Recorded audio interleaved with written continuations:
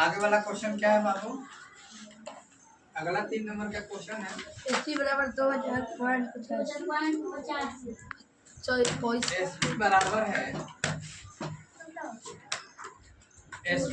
है क्वेश्चन है एसपी में कितना दिया है बाबू? 2000.50 पैसा। 2000.50 है, ठीक है। अच्छा, इनको प्रॉफिट कितना मिल गया? इनको प्रॉफिट मिल गया है 170। कितना मिल गया? 170 मिल गया। Yes sir. सीपी निकालना है हमें। मैंने कह रहा है कि कोई वस्तु है जिसको हमें कितना में खरीदे हैं ये मालूम नहीं है।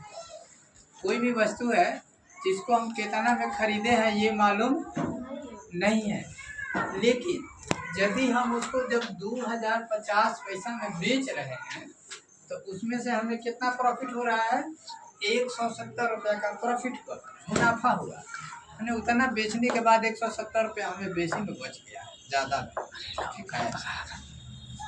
चलो बनाते हैं। तो सीपी का फार्मूला सभी को मालूम है, कुछ करना नहीं है। सीपी बराबर है ना, सीपी इसको लिखेंगे कितना बाबू? एसपी लिखेंगे, ओके ना।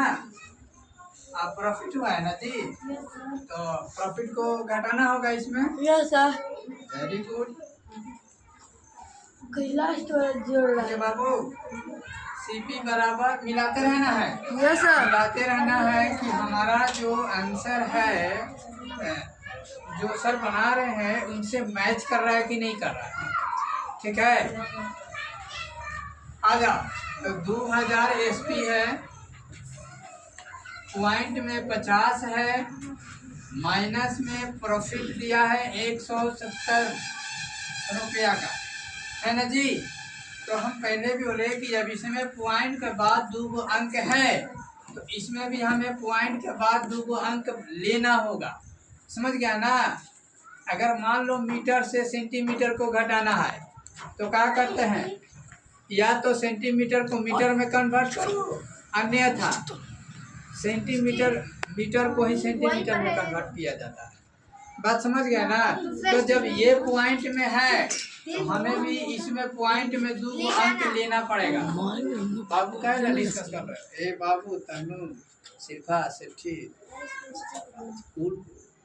तो हम क्या कह रहे हैं कि जब कभी कभार होता है कि मीटर से सेंटीमीटर को घटाना है तो हम क्या करते हैं?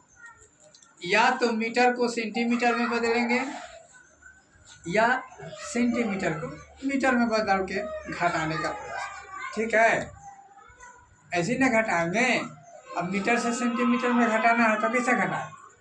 या तो मीटर को हमको सेंटीमीटर में बदलना होगा, हाँ, नहीं तो सेंटीमीटर को ही मीटर में बदलना होगा, तब न घटाएंगे। तो इसमें भी वही हाल है, पॉइंट में 2 अंक है तो इसमें भी क्या करेंगे? पॉइंट में 2 अंक तो देना ही पड़ेगा। चलो दे देते हैं। पॉइंट में हम क्या किए? 2 अंक, ठीक है बच्चा। अब घटा देंगे 0 से 0 और 0 से 5 पॉइंट हो गया ना जी। अब देखो 0 में से 0 गया तो 0 में से 7 जाएगा जी? नहीं जाएगा, कभी नहीं जाएगा। तो हमें हासिल की जरूरत होगा। बगल वाला से पैसा काम मांगेगा, ये ई वाला पहले इसको देगा तो ये 10 होगा, फिर ई वाला इसको देगा तो ये 10 हो जाएगा और ये 9 बच जाएगा, समझ रहा है ना। तो ये 10 में से 7 घटेगा तो कितना बचेगा? 3 बचेगा, ठीक है। अब ये 9 बच गया, 9 में से 1 घट गया तो 8, हाई तो 2 था तो 1 दे दिया तो कितना बचा? मतलब हमें यहाँ समझ में आ रहा है कि हम उस वस्तु को 1830 रुपया 50 पैसा में खरीदे थे, जिसको 2050 पैसा में जब हम बेचे तो हमको कितना का प्रॉफिट मिल गया था? 170 रुपया का प्रॉफिट मिला। समझ, सबका आंसर सही है? 1830.50। 1830.50 सबका आंसर सही है। Yes sir.